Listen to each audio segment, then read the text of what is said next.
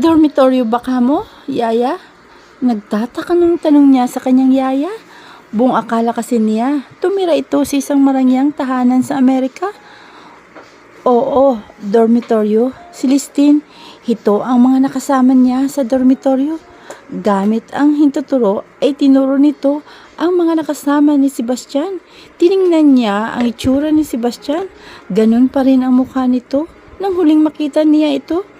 Gusto na sana niya agad na makarating sa huling larawan nito, pero kailangan niyang makita ang simulang larawan nito upang makapagkumpara niya o maikumpara niya. Hindi niya alam kung bakit sobrang halaga pa sa kanya ang malaman ito, basta gusto lamang talaga niyang alamin ang tungkol kay Sebastian, hanggang sa makarating sila sa larawan ni Sebastian na nakasuot na ito ng toga. Patunay na nagtapos ito ng high school. Medyo gumanda na ang katawan nito. Nagkalaman na rin.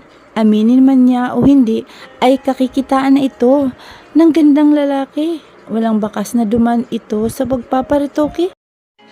Heto naman ay nung unang taon niya sa kolehiyo.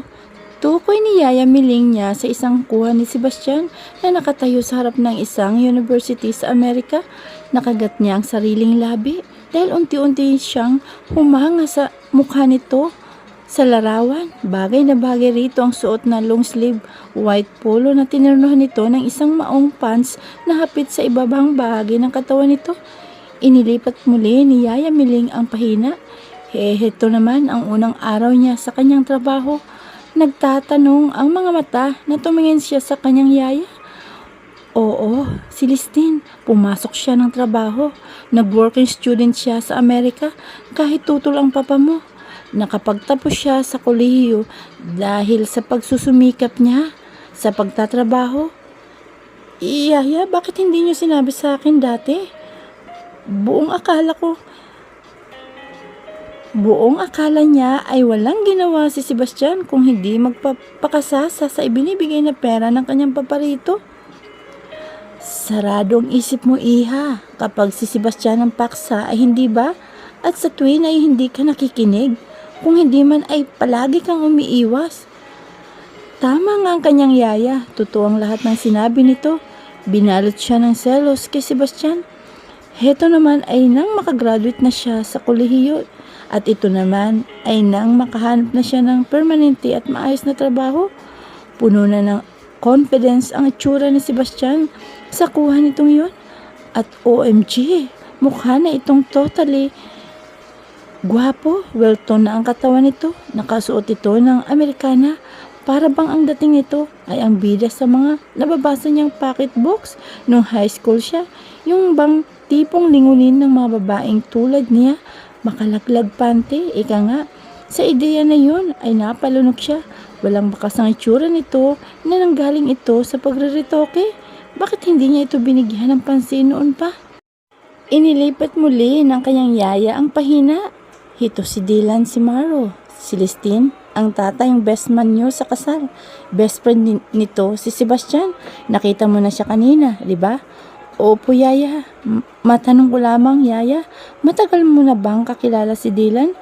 Hindi pa, pero sa litrato at kwento ni Sebastian rito ay kilala ko na. Mabait na bata raw si Dylan. Mababait daw, wika niya sa sarili.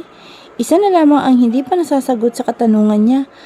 Anong ginagawa ni Sebastian sa club? Bakit nito ginamit ang pangalan ni Dylan? Saka bakit pa ito nakipag-bidding? Malaking pera ang inilabas nito sa club kung hindi pa siya nakagawa ng paraan na makapasok sa club. Malamang ay nakagalaw pa ito ng ibang babae. Ang walang hiya, mahilig. Muli na naman siyang nakaramdam ng inis. Inilipat na muli ng kanyang yaya ang pahina. Hindi nakalagtas sa kanyang isang kuha ni Sebastian na may nakalingkis na parang sawang babae rito. Sino naman yan? Babae na yan, yaya? Hindi niya maitago sa tinig ang nararamdaman na inis. Bumangon sa kanya ang pagkainis sa nakita. Magandang babae at aminado siya roon, pero hindi siya magpapatalo. Siyempre mas maganda siya. Mukhang banyagang babae. Parang gusto niyang punitin ang larawan na yun. Baka nagawa na niya kung wala sa harapan niya ang kanyang yaya. Ayon kay Sebastian ay girlfriend niya. Ano? Tamang narinig mo, Celestine. Nobya ito ni Sebastian. Teka Yaya, hanggang ngayon ba girlfriend niya yan? Tukoy niya sa babaeng mukhang sawa.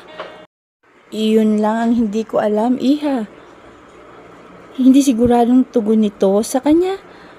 Baka break na sila Yaya. Kasi kung hindi, bakit naman siya papayag na makasal kami? May kumpiyansa na wika niya. Sana nga, Celestine, umaasang wika nito muli sa kanya. Bakit ganyan ka magsalita, Yaya? Hindi ka pa ba sinasabi sa akin? Wala naman, Iha. Napahulokipip siya. Yaya, nagtatanong na ako ngayon ng tungkol kay Sebastian. Kaya sabihin mo na kung ano pang nalalaman mo sa babaeng kasama niya sa litrato. Yun lamang, Celestine, kung may nais ka pang malaman tungkol sa nakaraan ni Sebastian ay maaari ka nang magtanong sa kanya. Iha, hindi na lamang siya nakipagdiskusyon sa kanyang yaya. Kung sa bagay, bakit pa niya itatanong ito nga at ikakasal na sila sa isang araw? Kahit pa girlfriend pa rin ito, ang babae hindi na mahalaga. Ilang araw na lang at asawa na niya ito. Sa kanya lang si Sebastian. Sa kanya lang. Ewan kung bakit parang sa bandang huli ay nagiging possessive siya kay Sebastian. Galit siya rito pero pakiramdam niya ay hindi niya kakayanin kapag makita ito sa piling ng iba. Nang tumalikod sandali ang kanyang yaya ay mabilis niyang kinuha ang isang litrato ni Sebastian. Nang matapos sila sa pagtingin ng litrato sa library ay nagbalik na siya sa kanyang silid. Sige po yaya, akit na po ako muna ha. Paalam niya kay Aling Miling. Ibinalik lamang nito ang libro na may laman na litrato. Pagkatapos ay sabay na silang lumabas mula sa library. Siya ay nagtungo sa silid niya. Ang yayan Miling naman niya ay nagtungo na sa kusina. Mika. Makalipas nga ang 2 oras ay siya naman pagdating ni Mika. Pinagbuksan siya ni Sarah ng gate. Pagpakapasok niya ay agad siyang nagpasalamat kay Sarah. Tinanong niya kung nasang banda si Celestine sa mansyon ng mga ito. Nasa silid pala nito ang kaibigan. Ayaw kasi niyang manghula at maghanap kung nasaan ito. Sa laki ng mansyon ng mga ito ay baka manakit pa ang paa niya. Ipinarada niya ang kanyang kotse sa tabi ng isang Montero sport model na sasakyan. At kanina naman kaya ang sasakyan na ito? Wika niya sa kanyang sarili. Kinuha niya ang kanyang traveling bag at binitbit. Ipinasya na niyang dumiretso sa loob. Nakasalubong niya si Yaya Miling sa pasilyo. Hello Yaya Miling, nakangiting bati niya rito. Kumusta ka, Mika? Naroon sa kwarto si Celestine. Okay naman po, Yaya. Maganda pa rin. Ikaw talaga. Hala, sige na, puntahan mo na si Celestine. Sige po, Yaya. Salamat. Wika niya at mabilis na tinungo ang hagdanan patungo sa kwarto ng kaibigan. Kinatok niya ang kwarto nito at agad na pumasok sa loob. Dinatnan niya ang kaibigan na nakatanaw sa bintana. Anong nangyari, Best? Hindi ako makapaniwala, Best. Si Mr. Simaro at si Sebastian ay iisa. Totoo ba talaga yan? OMG, Best. Nailagay ni Mika ang palad sa kanyang bibig. Hindi ito makamaniwala. Celestine, point of view. Pero akala ko ay pangit si Sebastian. Tapos si Mr. Simaro ay gwapo. Paano naging iisang tao sila? Lito ang isip na tanong ni Mika kay Celestine. Yun na nga talaga ang ikinalito ko nung una, Best, kung paano naging si Mr. Simaro si Sebastian. Pero kanina nga lang ay nalaman ko ang lahat. Anong ibig mo sabihin? Ang totoong si Mr. Simaro ay ang kaibigan ni Sebastian. Siya yung matalik nitong kaibigan sa Amerika at siyang tatayong best man sa kasal namin ni Sebastian. Bakit yung pangalan ng kaibigan ni Sebastian ang ginamit niya sa club? Baka para itago ang kababalaghan na ginagawa niya. Ipinasya niyang magtungo sa kanyang kama. Parang bibigay kasi ang tuhod niya sa sunod-sunod na revelasyon na hindi niya inaasahan. So, si Sebastian, hindi ba sabi mo pangit siya? Paano naging gwapo siya tulad ng nabanggit mo? Kahapon sa akin, nagpa-plastic surgery ba siya or what? Kaya biglang gwapo. Actually, Bes, yan din ang una kong naisip nung malaman ko na ang nakasama ko kagabi ay si Sebastian ay iisa. Naisip ko na lamang na walang magic. Walang taong bigla na lamang gaganda or magiging gwapo kung hindi dumaan sa retoke. Pero hindi naman nagparetoke si Sebastian. Seryoso? Hindi malaman ni Mika kung anong iisipin? Walang retoke pero biglang gwapo. Paano nangyari yun? Hindi pala siya biglang gwapo, best. Noong pa man ay palay, talagang may tsura na siya. Hindi ko lamang siguro talaga siya na pagtuunan ng pansin dahil nagalit ako sa kanya. Itinatak ko sa isip ko na pangit siya. Kanina, sa sobrang pagkabigla ko sa itsura ni Sebastian, ay hinanap ko kay Yaya Miling ang mga litrato ni Sebastian na ipinadala nito mula Amerika para malaman kung naging buhay niya sa Amerika. Bigla kang naging interesado sa buhay ni Sebastian, ano? Ganun ba? Tumatango-tangong tanong ni Mika sa kanya. Miss Tula itong tila investigador ngayon at siya ang suspect. At animo ipinapaamin siya sa mga alam niya tungkol sa isang krimen. Oo, pag-amin niya. Hindi ko kasi kalaman na binigyan ng interest na makita ang mga litrato niya dati. Napakatango ko, no? Hindi naman best, ingot lang.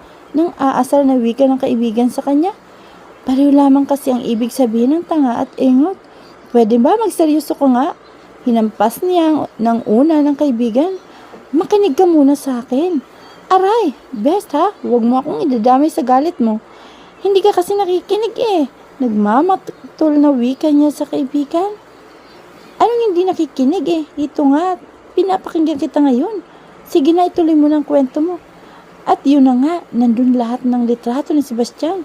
Makikita mo roon ang ilang summary na nangyari sa buhay niya. Makikita roon na walang ipinagawa si Sebastian sa mukha niya. Original lahat. As in, walang pirata. Kumusta naman ang damdamin mo ngayon na nalaman mo na ang inaakala mong pangit ay gwapo pala? Sa totoo lamang, best, hindi ko alam. Anong hindi mo alam? Hindi ba sinabi mo kagabi na nanghihinayang ka na hindi mo kaagad nakilala si Mr. Simaro na si Sebastian rin pala? Oo nga, kaso nga'y hindi ko alam. Halo-halong nararamdaman ko ngayon, best. May galit, may panghihinayang, ewan. Saka, naisip ko na hindi ko talaga kailanman nakilala ang totoong Sebastian noon. Mayroon ka pang sinasabing hindi mo alam ang nararamdaman mo. Halata mo naman na gusto mo na si Sebastian. Aminin mo na, na-inlove ka na. Sa kinaiinisan mo. Hindi mo matanggap na ang matagal mo ng kinainisan ay mahal mo na ngayon. Siguro nga best, pag-amin niya sa kaibigan. OMG, parang Moby lang. Naiintriga tuloy ako kung anong klaseng itsura mayroon niyang si Sebastian at sa isang iglap ay nagkakaganyan ka. Gwapo nga siya, walang gatol na wika niya. Napakabilis mo namang na-inlove kay Sebastian eh. Kanina mo lamang siya tiningnan talaga. Bago ko pa nalaman na siya si Sebastian ay minahal ko siya bilang si Mr. Simaro. Remember? Kaso nga hindi siya si Mr. Simaro. Best, siya ang kinainisan mong si Sebastian. Paalala nito sa kaibigan. Alam ko, pero best, hindi ko ma-explain ang nararamdaman ko. Ngayon, mahal ko na si Mr. Simaro. Kagabi, halos hilingin ko nga na sana ay nagkakilala kami agad at sana siya ang makatuluyan ko. Ngayon, nalaman ko na iisi lang si Sebastian at si Mr. Simaro. Hindi ba't dapat akong maging masaya? Well, mukha ka namang masaya eh. Tinamaan ka nga lang na magaling. Instantly ay kakasal ako sa lalaking sa unang kita ko pa lamang ay gusto ko na. Mali kaya riyan sa sinasabi mo, best. Hindi love at first sight ang nadama mo kay Sebastian. Bakit anong ba ang dapat? Di love at second sight. Hindi mo naman minahal si Sebastian nang una mo siyang makita, hindi ba? Ngayong pangalawang kita mo sa kanya ay ngayon mo siya minahal. Oh my, pwede kayong ibida sa true story novel. Siguradong papato kayo, best. Mala telenovelang story mo eh. Can't believe na nangyari sa totoong buhay ang mga palabas sa telebisyon. Wika nito at nagtungo ito sa bintana. Problema ko ngayon ay kung kaya ko ba siyang tagalan kapag pinagsinungalingan niya ako. Bakit mo naman nasabi yan? Sabi ni Papa is sasaglitin lamang ni Sebastian ang kasal. Kailangan din itong bumalik mula sa Amerika dahil mayroon pa itong dapat tapusin. Na 3 araw lamang itong pwedeng manatili rito sa Pilipinas. Pero kahapon pa siya narito, hindi ba? At who knows kung ilang araw na pala siyang nandito at nasa Laguna lamang. Teka, ano naman ngayon kung ilang araw na ito sa Pilipinas? Nagtatakang tanong ni Mika sa kanya. Sinungaling siya. Sabi niya 3 araw lang siya sa Pilipinas. Ibig sabihin ay dapat sana'y ngayon lamang siya mananatili hanggang sa pagkatapos ng kasal. Pero kahapon pa siya narito. Wow, best. Gets ko na. Nagpipigil na matawa na wika ni Mika. Grabe, hindi na ako magugulat kapag nalaman ko na isa ka ng possessive wife in town pagkatapos ng kasal nyo. Tuluyan ang humalagpos ang tawang kanina pa pinipigil ni Mika. Huwag kang magtatawa ng magtatawa riyan. Baka bukas o makalawa mas malala ka pa sa akin. Naiinis na wika niya sa kaibigan. Ito naman galit agad. Pero ito, isipin mo ha. Kung tinupad ni Sebastian ang sinabi niya sa inyo ng papa mo na 3 araw lamang talaga siya sa Pilipinas, sa tingin mo ba ay siyang nakasama mo kagabi? Oo nga no, pipingwi ka niya rito. Napaisip siya sa isang banday. Nakabuti ang pagsisinungaling ni Sebastian. Grabe, kung sakali pala ay pagsisisihan niya ang ginawa niyang hakbang para makaganti lamang kay Sebastian. Pero kung hindi naman siya nagplano na magtungo roon ay baka ibang babae ang nakuha nito roon. O di kaya naman ay ang totoong si Angela. Parang hindi niya kayang isipin na may iba pa na makaka-make love si Sebastian o makakaniig maliban sa kanya. Dapat siya lang. Napansin ko lang, parang nakatakdang lahat ng nangyari sa inyo ni Sebastian, Best. Biruin mo, ay niligtas ka ni Sebastian sa tiyak mong katangahan. Ha? Anong katangahan ko na naman? Aba, kung nagkataon na hindi nakipag-bidding si Sebastian kagabi, malamang sa ibang member ka ng club na punta at posibleng nabuntis. Sinuswerte ka pa nga at nagtungo siya roon. Oo nga naisip ko nga rin. Ngayon, uulitin ko ang isang tanong sa iyo ha. Mahal mo na ba talaga si Sebastian? Parang, hindi siguradong tugon niya. Hindi ka naman sigurado. Sabi mo kanina, mahal mo na. Napakagulo mong kausap, Best. Maluloka ako sa iyo. Bakit mo ba itinatanong sa akin agad yan? Kasi kung mahal mo na si Sebastian, ibig sabihin, hindi ka na maghihigante sa kanya. Oo, mahal ko na siguro siya. Ewan, lahat ng galit ko ay biglang nawala Nahihiyang pag-aamin niya sa kaibigan. Pwes, kailangan mong solusyonan ang ginawa nating plano na magpabuntis ka sa iba. Paano kung mabubuntis sa iba Hindi nga ba sa swerteng siya ang nasamahan ko? Naroon na ako, kaso nga, hindi ba sabi mo pagkatapos ng kasal ay ibabalik muli siya sa Amerika? Oo nga, sabi ko nga. Pwes, kailangan mong siguraduhin na may mangyayari sa inyo pagkatapos ng kasal. Huwag mong hayaan na umalis si Sebastian papuntang Amerika na walang nangyayari sa inyo. Lalo pat sinabi mo na hindi mo alam kung kailan siya babalik. Bakit? Siyempre para hindi ka na magkaproblema, hindi ba? Kapag walang nangyari sa inyo pagkatapos ng kasal at hindi siya agad nakabalik pagkatapos ay nabuntis ka, anong sasabihin mo sa kanya? Na siya ang ama ng batang dinadala mo?